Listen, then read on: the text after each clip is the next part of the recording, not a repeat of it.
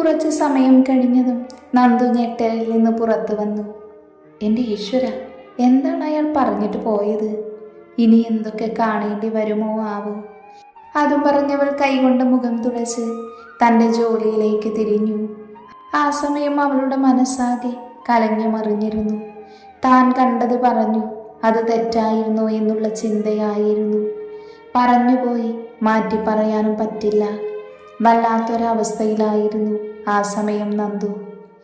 ഇതേ സമയം ഡാനി നേരെ പോയത് അവൻ്റെ ഗസ്റ്റ് ഹൗസിലേക്കായിരുന്നു.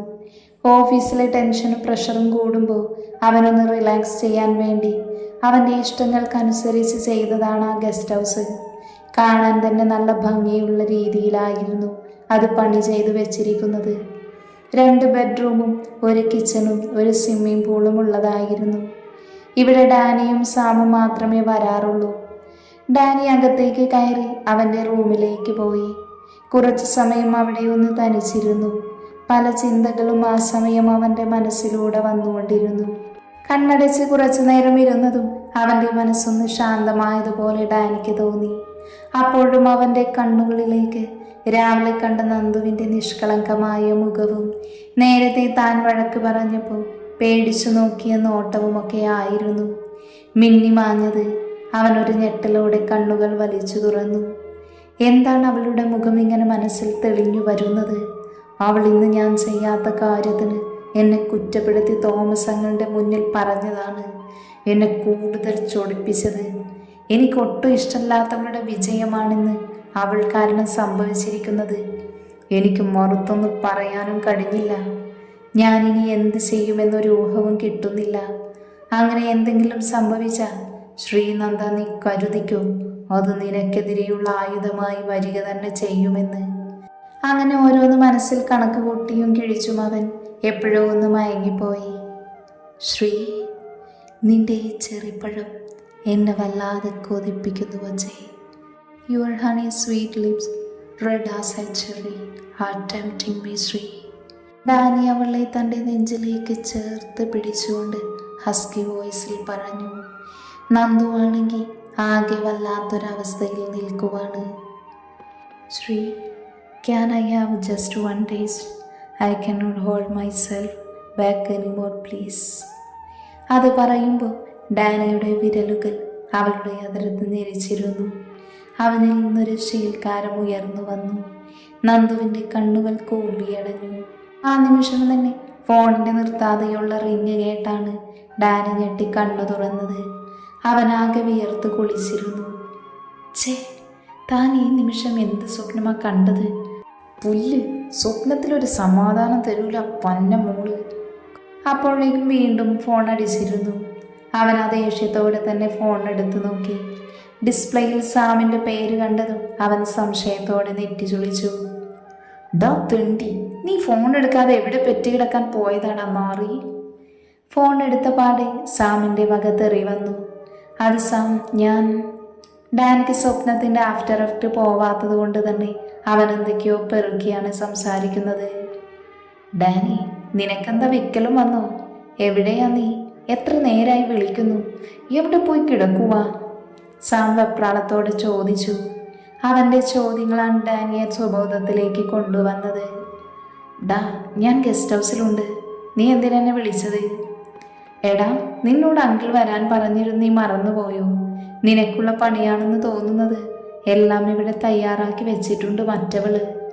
നീ അവളുടെ വീട്ടിലേക്ക് ചെല്ലാത്തത് കണ്ടേ അവളും അങ്കിളും പെട്ടിയും കിടക്കയും എടുത്ത് കുരിശിങ്കിലേക്ക് വന്നിട്ടുണ്ട്.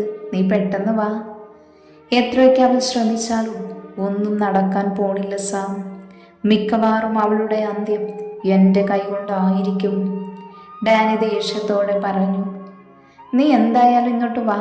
മമ്മയും പപ്പയും കാത്തിരിക്കുക. ജനിയും അവളുടെ പരട്ട തന്തയും പുട്ടിത്തള്ളയും വന്നിട്ടുണ്ട്. ഇന്ന് നിന്നെ അടപടലം പൂട്ടാനാണ് പരിപാടി. വരുവാടാ, ഞാനങ്ങ് എത്തിയേക്കാം. നീ വെച്ചോ. ഫോൺ വെച്ച് ഡാനി വാഷ്റൂമിലേക്ക് പോയി ഒന്ന് ഫ്രഷായി വന്നു. കണ്ണാടിക്ക് മുന്നിൽ വന്ന് നിന്ന് ഹെയർ സെറ്റ് ചെയ്ത് മുന്നോട്ട് കിടക്കുന്ന മുടികളെല്ലാം കൈകൊണ്ട് പിന്നിലേക്കാക്കി അവൻ പുറത്തേക്ക് നടന്നു. ഗസ്റ്റ് ഹൗസിൻ്റെ വാതിൽ പൂട്ടി അവൻ കാറിലേക്ക് കയറി വീട്ടിലേക്ക് തിരിച്ചു. ആ സമയം അവൻ്റെ മനസ്സിൽ പല തീരുമാനങ്ങളും നടന്നുകൊണ്ടിരുന്നു. അപ്പോഴും അവൻ്റെ മനസ്സിലൊരു ചോദ്യചിഹ്നമായി നേരത്തെ കണ്ട സ്വപ്നമുണ്ടായിരുന്നു. കൂടെ നന്ദുവിൻ്റെ മുഖവും. ഡാനി വീട്ടിലെത്തിയതും കണ്ടു പോർച്ചിൽ കിടക്കുന്ന കാറ് അവരുടെ കാറാണെന്ന് അവന് മനസ്സിലായി. അവൻ പുച്ഛത്തോടെ കാറിൽ നിന്നിറങ്ങി ഡോറടച്ച് നേരെ വീട്ടിലേക്ക് കയറിയതും കണ്ടു മമ്മയോട് പൊങ്ങച്ചം പറയുന്ന ജെനിയുടെ മമ്മിയെ. ജെനിയുടെ ഡാഡിയും അവൻ്റെ പപ്പയും ചേർന്ന് എന്തൊക്കെയോ സംസാരിക്കുവാണ്. വളരെ സന്തോഷത്തിൽ ജെനി മറ്റൊരു സോഫയിൽ നിവർന്നിരിക്കുവാണ്.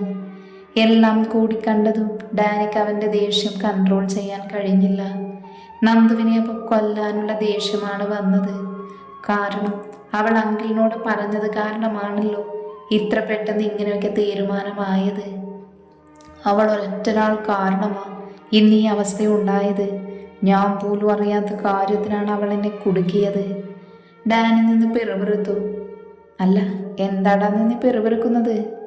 സാം പിന്നിലൂടെ വന്ന് അവനോട് ചോദിച്ചു. അതിനു മറുപടിയായി സാമിനെ ഒന്ന് ദഹിപ്പിച്ചു നോക്കി ഡാനി. അത് തന്നെ ധാരാളമായിരുന്നു സാമിൻ്റെ വായ്ക്ക് സിബിടാൻ. ഡാനി അകത്തേക്ക് കയറാനാഞ്ഞതും ജോർജ് അവനെ വിളിച്ചു. മോനെ ഡാനി. എന്താ പപ്പ? ഡാനി കുറച്ച് ഗൗരവത്തോടെ തന്നെ ചോദിച്ചു. നിന്റെയും ജെനിമോളുടെയും കാര്യത്തിലേ ഞങ്ങളെല്ലാവരും ഒരു തീരുമാനം എടുത്തിട്ടുണ്ട്. മറുത്തൊന്നും പറയാൻ നിൽക്കണ്ട നീ. ഈ വരുന്ന ഞായറാഴ്ചയാണ് നിങ്ങളുടെ മിന്നുകെട്ട്. അധികം നീട്ടിക്കൊണ്ടു പോകാൻ കഴിയില്ല. എത്രയും പെട്ടെന്ന് വേണമെന്നാണ് മോളും പറയുന്നത്. അതുകൊണ്ടാണ് ഇത്രയും വേഗം തീരുമാനമെടുത്തത്. ജോർജ് അത് പറഞ്ഞതും ഡാനി തറഞ്ഞു നിന്നുപോയി. ഇത്രയും പെട്ടെന്നോ? ഡാനി ഒരു നിമിഷം ഓർത്തു. ജെനിയാണെങ്കിൽ വശ്യമായ ഭാവത്തിൽ അവനെ നോക്കി ചിരിക്കുവാണ്. അതുകൂടെ കണ്ടതും ഡാനിക്കാകെ വിറഞ്ഞു കയറി. എന്തോന്ന് മനസ്സിൽ ഉറപ്പിച്ചവനൊന്നും മിണ്ടാതെ മുകളിലേക്ക് കയറിപ്പോയി. ആ സമയം അവൻ്റെ മനസ്സിൽ ഉറച്ച തീരുമാനമുണ്ടായിരുന്നു. അതുകൊണ്ട് മാത്രം അവനൊന്നും മിണ്ടിയില്ല. സാമാണെങ്കിൽ ആകെ കിളിപോയി നിൽക്കുവാണ്. എന്തു പറ്റി എൻ്റെ ഡാനിക്ക്? എൻ്റെ ഡാനി ഇങ്ങനെയല്ല എന്ന എക്സ്പ്രഷനിലാണ് അവൻ.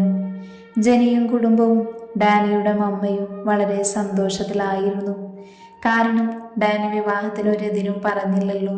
അതുതന്നെ. ജോർജ് ആണെങ്കിൽ ആകെ സങ്കടത്തിലാണ്. രാവിലെ എൻ്റെ മോനെന്നോട് പറഞ്ഞത് ഓർമ്മയുണ്ട്. പക്ഷെ എന്തു പറ്റി അവന്? ഒന്നും അവൻ പറഞ്ഞില്ലല്ലോ. അയാൾക്കും ഈ വിവാഹത്തിന് താല്പര്യമില്ലായിരുന്നു. അയാൾ ഓരോന്ന് ആലോചിച്ചു. അപ്പോഴും അയാളുടെ മനസ്സ് പറയുന്നുണ്ടായിരുന്നു തൻ്റെ മകൻ അവന് ഇഷ്ടമുള്ളതേ ചെയ്യുകയുള്ളൂ എന്ന്. പിറ്റേ ദിവസം രാവിലെ ജോലികളൊക്കെ തീർത്തു നന്ദു അനിയത്തിമാരെ കോളേജിലാക്കി നേരെ ഓഫീസിലേക്കുള്ള ബസ്സിൽ കയറി. ഇന്നവൾ പൈസ വാങ്ങിയ അണ്ണൻ വന്ന് പൈസ ചോദിച്ചിരുന്നു. 1 മാസം കഴിഞ്ഞിട്ട് തരാമെന്ന് പറഞ്ഞിട്ടും അയാൾ കേട്ടില്ല.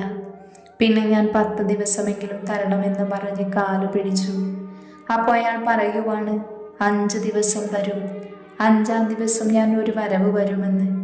അന്ന് നീ പൈസ തന്നില്ലെങ്കിൽ നിന്റെ 2 അനിയത്തിമാരെ കൊണ്ട് പോകും സേട്ടുമാർക്ക് വിൽക്കാൻ. നിന്നെൻ്റെ കൂടെ നിർത്തുമെന്നൊക്കെ. എൻ്റെ ഈശ്വര, 5 ദിവസം കൊണ്ട് ഞാൻ എന്ത് ചെയ്യാനാണ്? എനിക്കൊരു വഴി കാണിച്ചു തരണേ. അവൾ നെഞ്ചിൽ കൈവച്ച് മനമൊരുകി പ്രാർത്ഥിച്ചു. ഒരു മാർഗവും കാണുന്നുമില്ല. എന്തു ചെയ്യുമെന്നറിയാതെ അവളാകെ വല്ലാത്തൊരു മാനസികാവസ്ഥയിലാണ് അന്ന് ഓഫീസിലേക്ക് കയറി ചെന്നത്. ക്യാബിനിലേക്ക് കയറിയിട്ട് അവൾ ഡാനി ഇരിക്കുന്ന കസേരയിലേക്ക് നോക്കി. ഡാനി വന്നിട്ടുണ്ടായിരുന്നില്ല. ഇന്നലെ താൻ കണ്ടത് തെറ്റുപറ്റിയതാണോ എന്നറിയാതെ സാറിനോട് പറഞ്ഞത് അറിയാതെ പറ്റിപ്പോയതാണെന്നും പറഞ്ഞത് ക്ഷമ ചോദിക്കണമെന്നും അവൾ മനസ്സിൽ ഉറപ്പിച്ചിരുന്നു. കുറച്ച് കഴിഞ്ഞതും ഡാനി ക്യാബിനിലേക്ക് കയറി. ആദ്യം തന്നെ നന്ദു ഇരിക്കുന്ന ക്യാബിനിലേക്ക് നോക്കി. നന്ദു അവിടെ ഇരുന്ന് ഫയലുകൾ ലാപ്ടോപ്പിലേക്ക് എൻ്റർ ചെയ്യുകയായിരുന്നു. അവൻ അവളെ ആകമാനമൊന്ന് നോക്കി. ഇന്നും ഒരു ടോപ്പും ലെഗിനുമാണ്. നെറ്റിയിൽ ഒരു കുഞ്ഞു കറുത്ത പൊട്ടും കാതിലൊരു മുട്ടുകമ്മലുമുണ്ട്. യാതൊരു സമയങ്ങളില്ലെങ്കിലും കാണാൻ അവൾ അതീവ സുന്ദരിയായിരുന്നു. നിഷ്കളങ്കത നിറഞ്ഞ മുഖമാണ് അവളുടേതെന്ന് അവന് തോന്നിപ്പോയി. ഇന്നവളുടെ മുഖം കുറച്ച് വാടിയതുപോലെ തോന്നി. അവന് തൻ്റെ തോന്നലായിരിക്കുമെന്ന് കരുതി ഒരു നെടുവീർപ്പോടെ അവൻ്റെ കസേരയിലേക്ക് പോയിരുന്നു. അപ്പോഴാണ് ഇന്നലെ കണ്ട സ്വപ്നം അവൻ്റെ മനസ്സിലേക്ക് വന്നത്. ഛേ, അതും അവളുമായി. അവന് ദേഷ്യം സഹിക്കാനാവാതെ മുഷ്ടി ചുരുട്ടി ദേഷ്യം കൺട്രോൾ ചെയ്യാൻ ശ്രമിച്ചു. ശ്രീനന്ദ!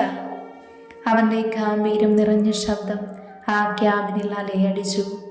ലാപ്ടോപ്പ് നോക്കി വർക്ക് ചെയ്തുകൊണ്ടിരുന്ന നന്ദു പേടിച്ച് വിറച്ച് മുഖം ഉയർത്തി നോക്കി. ക്യാബിനിൽ ഇരുന്ന് തന്നെ ദേഷ്യത്തോടെ നോക്കുന്ന ഡാനിയെ കണ്ടതും അവൾ ഇരുന്നിടത്ത് എണീറ്റ് പെട്ടെന്ന് തന്നെ ഡാനിയുടെ ക്യാബിനിലേക്ക് പോയി. സാർ എന്തിനാ വിളിച്ചത്? അവൾ ഡാനിയെ ഒന്ന് നോക്കി പേടിച്ചുകൊണ്ട് ചോദിച്ചു. ഡാനി കസേരയിൽ നിന്നും എണീറ്റ് അവളുടെ മുൻപിലായി വന്നു നിന്നു. അവൻ്റെ ആ നീക്കം അവൾ ഒട്ടും പ്രതീക്ഷിച്ചില്ല. അവളുടെ ഹൃദയമിടിപ്പ് വല്ലാതെ ഉയർന്നതുപോലെ തോന്നി. അവൻ്റെ പെർഫ്യൂമിൻ്റെ ഗന്ധം അവളുടെ മൂക്കിലേക്ക് തുളച്ചു കയറി. താൻ ആർക്കെങ്കിലും പൈസ കൊടുക്കാനുണ്ടോ? അത് കേട്ടതും അവൾ അത്ഭുതത്തോടെ അവനെ നോക്കിക്കൊണ്ട് തന്നെ അതേ എന്ന് തലകുനിച്ചു നിന്നു പറഞ്ഞു. അത് അടുത്ത ആഴ്ച കൊടുത്തു തീർക്കണ്ടേ? ഡാനി വീണ്ടും ദേഷ്യത്തോടെ തന്നെ ചോദിച്ചു.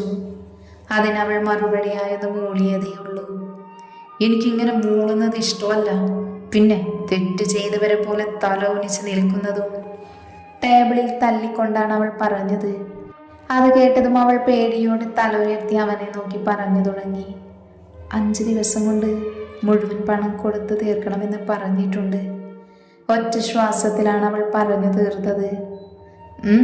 ശരി, എന്നിട്ട് എങ്ങനെ കൊടുത്തു തീർക്കാനാണ് നിന്റെ തീരുമാനം? അവൻ 2 കൈയും നെഞ്ചിൽ പിണച്ചു വെച്ചുകൊണ്ട് ചോദിച്ചു. അത് സാർ, എനിക്കറിയില്ല. അത് പറഞ്ഞപ്പോഴേക്കും അവളുടെ തൊണ്ട ഇടറിയിരുന്നു. എന്ന് ഞാനൊരു സൊല്യൂഷൻ പറയാം. ആ പൈസ മുഴുവൻ ഞാൻ അടച്ചു തീർക്കാം. നിന്റെ അനിയത്തിമാരുടെ കോളേജ് ഫീസും ഞാൻ അടക്കാം. പകരം നീ എനിക്ക് വേണ്ടി ഒരു കാര്യം ചെയ്യണം. എന്ത് സർ? എന്താ? എനിക്ക് മനസ്സിലായില്ല. അവൾ സംശയഭാവത്തിൽ അവനെ നോക്കി ചോദിച്ചു. ഈ ഞായറാഴ്ച എൻ്റെ വിവാഹമാണ്. അതും നീ കാരണം. എനിക്ക് വന്ന തലവേദന അത് നീയായി തന്നെ ഒഴിവാക്കി തരണം. നിന്നെ കൊണ്ടേ അത് ഒഴിവാക്കാൻ കഴിയില്ല എന്ന് എനിക്കറിയാം. അതുകൊണ്ട് തന്നെ നീ എൻ്റെ പെണ്ണായി പള്ളിയിൽ നീ വന്നിരിക്കണം. ഇത് നിന്നോട് പറഞ്ഞത് മറ്റൊന്നും കൊണ്ടല്ല. പെട്ടെന്നൊരു സമയം നിന്നെ ഞാൻ മിന്നുകെട്ടിയ നീ പൊട്ടിത്തെറിക്കാതിരിക്കാൻ വേണ്ടിയിട്ടാണ്. കാരണം എൻ്റെ വീട്ടുകാർ അറിയരുത് നിന്റെ സമ്മതമില്ലാതെ എൻ്റെ നിർബന്ധം കൊണ്ട് മിന്നുകെട്ടിയതെന്ന്. നമ്മൾ സ്നേഹിച്ചൊരുമിച്ചതാണ് എന്ന് അവർക്ക് ബോധ്യമാവണം. അങ്ങനെയാണെങ്കിൽ ഇന്ന് തന്നെ നീ നിന്റെ കടം തീർക്കാം. അതിൻ്റെ പൈസ ഞാൻ നിനക്ക് തന്നിരിക്കും. പിന്നെ എൻ്റെ വീട്ടുകാർ ഒരിക്കലും ഇതറിയരുത് ഇങ്ങനൊരു കരാർ മൂലമാണ് നമ്മൾ ഒരുമിച്ചതെന്ന്. അങ്ങനെ എങ്ങാനും അറിഞ്ഞാൽ നിന്റെ അനുജത്തിമാരുടെയും ജീവിതം അപകടത്തിലാവും. ഡിവോഴ്സ് കിട്ടുന്നത് വരെ നീ എനിക്കൊപ്പം എൻ്റെ വീട്ടിലുണ്ടായിരിക്കണം.